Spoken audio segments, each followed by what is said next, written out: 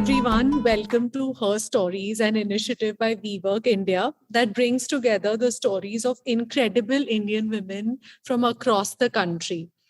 We are proud that we've created a community of people who follow our story sessions, and it's become a platform where we speak to the most inspiring creators from across the country.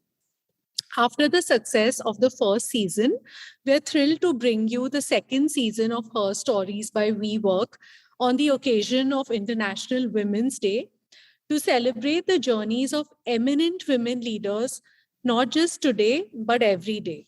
Over the next few days, we'll talk to women from across industries and listen to how they've overcome challenges with purpose, talent, and grit.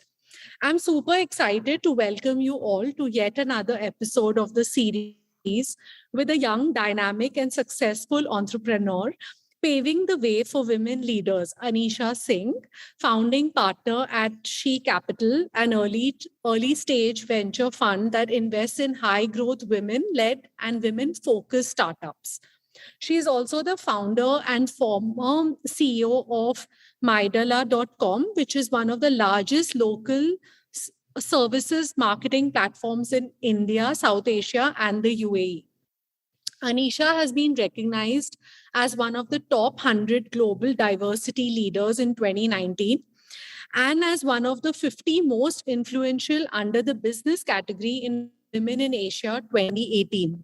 She is also the jury president of Cartier, a women initiative, an annual international entrepreneurship program that aims to drive change by empowering women entrepreneurs.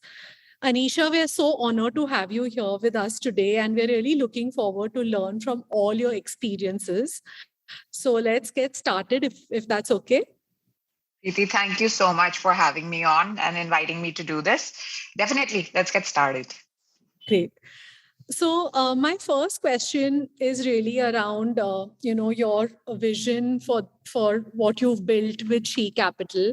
You've been a staunch supporter of women's rights. You've believed in breaking stereotypes. And you have a vision to create a more diverse ecosystem that is backed by women founders.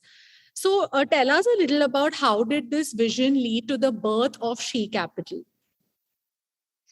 I wish it was so deep that I was thinking, oh, I have this vision I'm going to do. I think it was a little selfish too. I used to mentor female entrepreneurs and I'd see, the disparity. We had raised a lot of funds, but I'd see the disparity and I'd hear these stories. But I think what really got me started on just changing and instead of just talking the talk to start walking the walk was I have two daughters and, you suddenly realize, wait, there is a change in the world, all right? There is a disparity, whether we want to admit it or not. And that needs to be changed. And the more you understood and read about entrepreneurship and female entrepreneurship, you realize that there wasn't enough funding going globally. India nahi hai. It's globally, there is not enough funding going to female entrepreneurs. And the only way to change that is to have women sitting on this side of the table. So I got up from that side and moved to this side. And I wish I could say it was that easy. Moving to this side was a lot harder, but it's done. And hopefully we're able to tell people, look, women are great business. Look, they're great investments. Great. And I'm glad you made that shift, Anisha. So, that leads us to an interesting question. So when you formed your organization, what do you think are some of your key values and how do you think that they reflect within your company? I think the values were set long ago, right? With Mydala only, where as a founder, I saw so many hardships and also time. So, one of the things that used to irk me at Mydala was you talk to all these VCs, right? Who would keep asking you for data and all this. One of the key values that has been set for She Capital is respect and respect of founders' time. And we stick by it. So any founder who comes to us knows we're very, very mindful of not just the respect we give them, because we've been there, done that, and you'll hear a lot of VC funds say we're very founder friendly, but we've been in the trenches. We know what it's like, but also more so for the time. Founders don't have time. You're struggling. You're building a business. You're trying to raise money. There's so much going on. So one of the key tenets of She Capital is we're not going to waste your time. You come to us. We like what you're doing. We'll chat with you. If we can't, invest in you, we'll definitely try and help you whichever way we can. Great. So just keeping it simple and going back to the basics, I guess. Absolutely. And, now, fortunately, we are seeing a lot of women-led businesses that have started getting some limelight. I know we have a long way to go, but, we are seeing that shift happening. Thank God. Yeah. Thank God we're having that shift. Yeah. So how do you think workspaces can support and encourage the growth of women employees and leaders? Yeah, so many things, right? If you look at the rates, right, by the way, in India, in terms of labor participation, female labor participation, we're one of the lowest. And we keep seeming to tank. I don't know what we're doing, but we seem to keep going down instead of up. COVID actually bumped a lot of countries up. In India, it's been actually the other way around, right? I think infrastructure needs to improve. The environment around needs to improve. And I think we're doing a lot of that now. It's starting to happen. A lot more needs to happen in terms of also companies. So one of the things we had proposed to the government long time ago was start measuring the larger scale companies and public led companies, not just on what their market performance is, but also on their diversity performance. What are they doing for female, their female workforce? What is it that's been put? And give one of these markers as a publicly held marker where people can actually see it. That would make a difference rather than just companies talking about gender and gender diversity. We'd actually start seeing action on the ground where people would be a little more mindful, of making sure that there was actually true diversity. Yeah, I agree. I think what gets measured gets done, and those metrics need to tell a story. Yeah. And you touched upon some government involvement, and so we can you tell us a little bit more about some of the networking organizations, mentors, government programs that your organization has collaborated with, and how did that help in your journey? This is a tough one. Okay, I'll tell you. So we've been working. The only government organization that we actively work with is SIDBI. Okay, because they're an investor in the fund. Mm-hmm. Not just that, they're fairly open to looking at doing events with us. So we're actually coming out with an event in September where we're essentially putting 200 of the most innovative female founders together, and they're very open to doing this with us. So they're doing stuff. Niti Aayog, Amitabh Kant is very, very supportive. So the Invest India, same. They've been very supportive. They've been trying to help.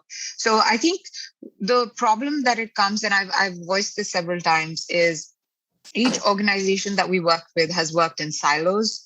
I think it would be nice to see a platform approach because we get a lot done as we try to move forward on a similar agenda. Mm. All of us here, including WeWork, everybody, we're all looking at a diversity agenda and inclusion agenda. I think because we work in so many silos, we're moving a lot slower than if we all push together. So that's my only one thing that we're trying to see if we can make that happen somehow. Sure. And I just want to change gears a bit, moving on to mentorship, right? So I think as we engage and talk to a lot of successful entrepreneurs, they often talk about mentorship and how that's played such a important role in their journey. Can you, share any tips, suggestions with other, women entrepreneurs who are looking up to you for advice or mentorship?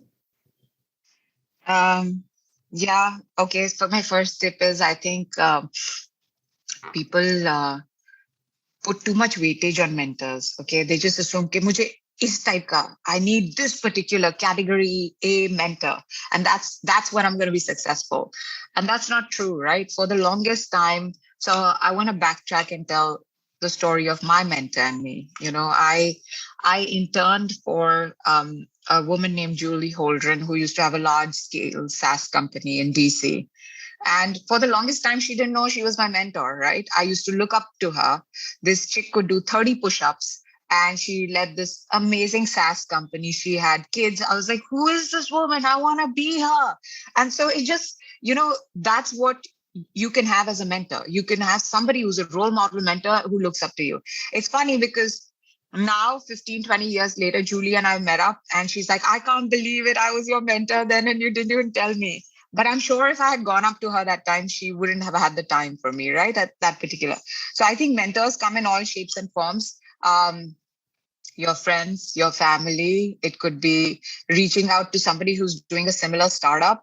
I've put together great networking sessions where, a female of one startup will reach out to the other and say, hey, can you help me with this? That's mentoring. You don't have to look up to, oh, I've got to reach out to, Falguni of Nika to be mentored from. You can get some great, great, amazing people. And your mentors will keep changing. So don't focus on that. Focus on whoever's going to actually give you a boost, encourage you, and actually give you some sound advice when you need it. Yeah, I 100% agree. I think it doesn't always have to be like formal or programmatic, Yeah. right? I Yeah. mean, Yeah. it's all about conversations and building those relationships over time as well. Yeah. Uh, Who are mentors, right? There are people who tell us you can keep going even when your chips are absolutely yeah, down. So yeah. just. So when you look back at your journey, if you were to do some things differently, right? Some lessons, some hard lessons that you've learned, what would be the top three, maybe? God, I would not change. I saw that you guys had sent us notes. I would honestly not change anything. I've enjoyed this. So I've got to tell you something. What I didn't know and what I know now is, and maybe I say this to all startup entrepreneurs who are first-time entrepreneurs. Ignorance is such a beautiful thing. Somebody had said this: you have to be too dumb to die. Okay, you have to be like a horse with blinders on, and if you are like that, you will keep going and not realize that I should stop. Okay, and I think that was my journey. There were so many pitfalls. That's the journey of any entrepreneur, right? You go through highs and lows, highs and absolute lows, and I think that was the journey. And at some point I was just too much of a horse with blinders that, oh, I have to get to this. So if I don't think I would change anything. I've had so much fun. I will tell one thing to female founders or any founder. Start, and I say this because this is so important. You're going out to raise money. So Preeti, if somebody came to you and asked for money and they didn't know you, would you give them money? No, right? So get to know, I have so many people who say, I'm going to go out and raise money and I'll do it in July. Well, you're going to do it in July. Start talking to people in January, just telling them your story.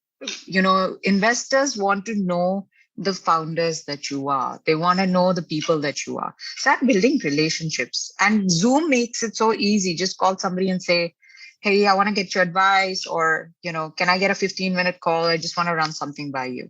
So start building relationships rather than saying this is a fundraising activity, and it'll change. We do that now with investors. So I didn't know that. If I had known that I would have changed in my journey. I would have looked at it more as a relationship building rather than a fundraising and constantly fundraising, aspect. I think that would have made things a lot easier. Yeah, I think that's great advice for a lot of people who are listening in today. And, as women, when I talk to other like leaders, upcoming emerging leaders, I think we hold ourselves to a very high bar. And because of that standard that we hold ourselves to, I think we experience self-doubt. So have you had any moments of self-doubt?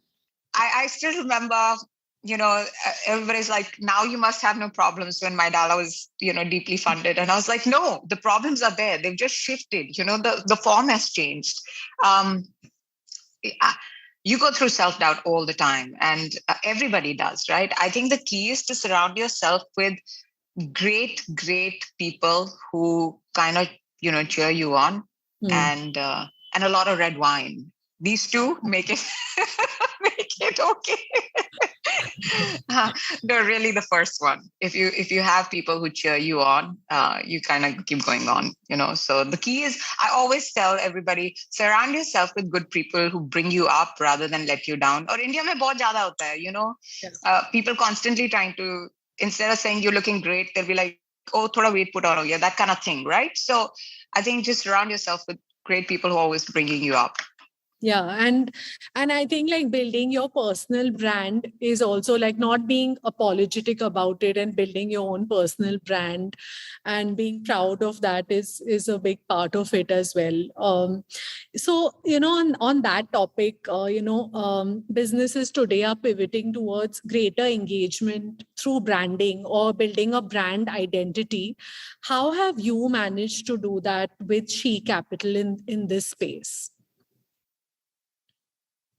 Okay, so I've never been about brand build, okay, personal brand, like you called it. You won't see I'm very active on social media. I'm very much about the person than the personal brand build. I hope we're good people, and there's big relationship on that. It's the same for She Capital.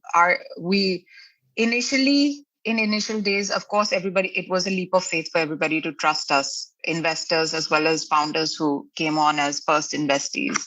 I think now our work speaks for itself. Our founders will tell you, touchwood, I think that they get it. They bet on us, saying, Anisha, we think you'll be founder friendly. And I can say safely that they agree that I've been fairly founder friendly. So that's helped, because it's a lot of word of mouth. Um, we've not really done anything per se except try and build. This is not a VC fund to me. This is more about a larger picture, which is creating a network for female entrepreneurs, where it is, if you don't get funding from us, you still get a lot of networking with other female founders that you're able to find stuff. And so we've run events. We're doing our main event now in September, but we do all these small events, and founders have usually walked away saying, we're so glad we did this. And I think the fact that it's females leading She Capital is just a safe place. Everybody talks about everything that's been challenges. So it was a very conscious step of building an early stage venture fund that only focused on female founders. Great. Sounds so inspiring. Thank you. And Anisha, just another, question that I often get asked, and it actually annoys me a lot, is how do you balance, your personal life and your busy career and your ambitions? And I often feel like that question is asked more of women rather than men. Do you experience any kind of like unconscious bias or any stereotypes in your role? I was one of the first female founders, right, in the internet space in India. We started in 2009. You could count on your hand internet founders that were females, right? Mm. Um, we didn't experience unconscious bias, as you call it now. It was conscious bias. Okay. We've had investors say, can you leave the room so that I can talk to your male co-founders? Okay. So it's become more subtle now. So all this existed and it exists now. It's become a little more unconscious from conscious and less obvious in the face. But of course, everybody experiences it. And it's cool, right? Because I think it gives you a tougher skin and it gives you more to prove. I remember I was telling my cousin how frustrated I was, and he was like, this is great because it'll be your driving force. You will have a point to prove the world. And it was the driving force, that it was the only thing that kept you going when you were so knocked down in the darkest hour, saying, nahi, it has to be done, when your own family didn't believe, right? Forget others. So you just do. Great. So if you were to look ahead, for 2022 or the years ahead, what is something that you're really excited about right now? I'm I'm excited. I'm not excited about forget, years ahead. I'm excited for 2022. Can Hmm. you, for every going year, and I think everybody can tell this, and I'm saying this, 2009, we were three or four of us. Now, if I tell you, and you've done this, Preeti, you probably reached out to a bunch of female founders. You have a ton to choose from. And 2022, we will not have one Nika. I think we'll have at least three or four that'll go through, right? And so I think it gets exciting for us every year, and I hope that my that by the time my kids are done and they're graduating college, uh, you know, we keep talking about this God-forsaken glass ceiling, that there's no such goddamn thing, right? I just want to have that contribution, that I was one of the women alongside a whole great bunch that were chipping away, and nothing exists now except the open skies. How inspiring. And I'm sure as people are listening into this, you're going to get approached a lot, by businesses, by other women-led startups. So if you had a choice, to pick on, I'm betting on this founder or I'm betting on this organization, what are some of the attributes that you look for? Um, one, so I look for a founder, because we invest in, so our fund is broken. It invests some amount in seed stage companies, which where if you don't have too much traction, it's fine. And we invest in pre-series A, series A. All of this is early stage, right? So at this particular point in stage, you're betting on the founder. All right. So definitely it's about whether you can see that grit and that passion in the founder. And I think it's also about, what are they building that is so great? What need are they solving that nobody saw? And women startups, by and large, are solving so many phenomenal needs that, initially it was all guys designing for females, right? हमारे पास एक ही pad होता था, stay free. Now you're spoiled for choices, so um, we look at that. What is the market need that you're solving? Is it a big one? Hmm. And how are you as a founder? How are you as a team? We love co-led teams. We love diverse teams. So how are you as a team? Right. So, really great insights again.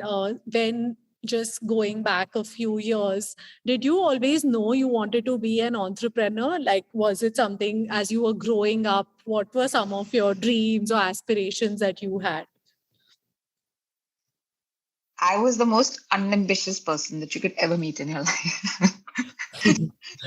If you met me in school or college, they used to say, "Oh, most likely you get married first," and I probably would have. It just so happened a chance meeting with a great female said, "Why don't you apply in the US?" Applied, got through, went, and then again meeting Julie. I had a great professor who kept asking me to speak up.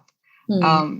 People don't believe now that I'm a shy person, but I am, and he kept asking me so many questions that I found my voice. And now my husband jokes that I haven't shut up ever since, but what, but no, growing up, I didn't. And my father was an entrepreneur. He's a very successful entrepreneur, but we went through some really hard times, right? Really, really hard times. I hate potatoes to date because we ate the forever potatoes. And so I swore to myself, I will never be an entrepreneur, because if it's such highs and lows, I want a regular paycheck. They say never say never. So this is where you end up if you say, I don't want to do this. Great. Thank you, Anisha. You've been it's been such a candid conversation, and that's why so refreshing. Thank you. I'm just going to ask a couple of audience questions that have come up. So one of the questions is, what do you like to do in your me time, and what do you do to switch off from the rest of the world?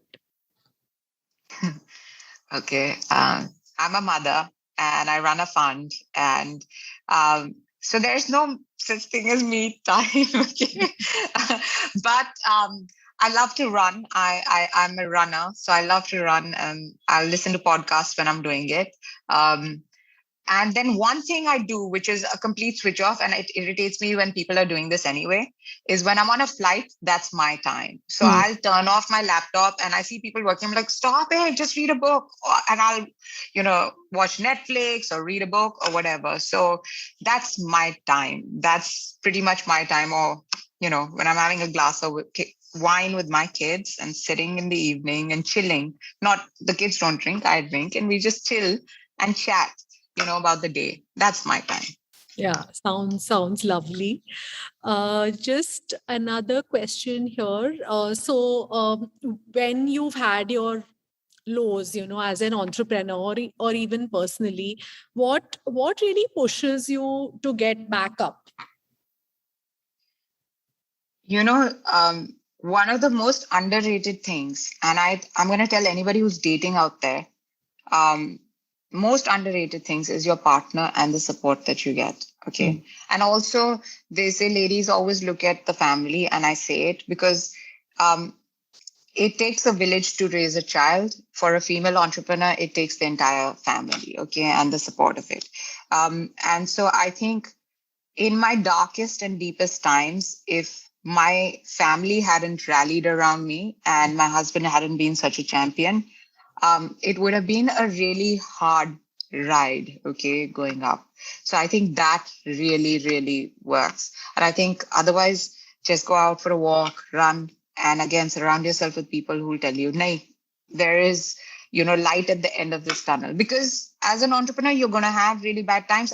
Personally, we all go through Yeah. doubt, all the time, especially females. So my only thing is that can I, Preeti, just add one piece of advice that I forgot, which I think is very important? One of my biggest, and now I've met so many female founders, is women tend to leave numbers to their, male counterpart or their CFO or their, whoever's come with them. My only request, and I know we know our numbers because every one of us does hisab, okay, is that if you are starting a business, know your numbers, but be able to talk them, have the confidence. Okay. You need to do that. It's very, very important. And the second thing is start investing. Don't look at your dad or your husband and say, they'll invest for me. This is our time. You got even, you're on a $30,000 rupee salary, put some money aside, but put 200, 300, but start investing. There's some great apps that are letting you do that. It's really important we control finances, and I understand our own finances. Great, very precious advice for me personally as well. I think this bit on saving, and investing wisely and smartly, and also just using more data to make your pitch or your business case. I think great advice. Thank you so much. Yeah, know your numbers. It's very important. We all as females shouldn't be scared of the numbers, Yeah, So absolutely. Great. So that was it, Anisha. Thank you so much. And I'm sure that everybody listening in today is taking away a lot. And, I'm sure they'll try and connect with you. So thanks for making the time for us. And good luck with your venture. And we'll be cheering for you all along. thank you so much, Preeti. Appreciate it. And if anybody wants to get a hold of us, just hello@shecapital.vc, reach out to us, give a shout out, and we'll get in touch with you. All right. Thanks, Preeti. Appreciate it. Thank you. All right.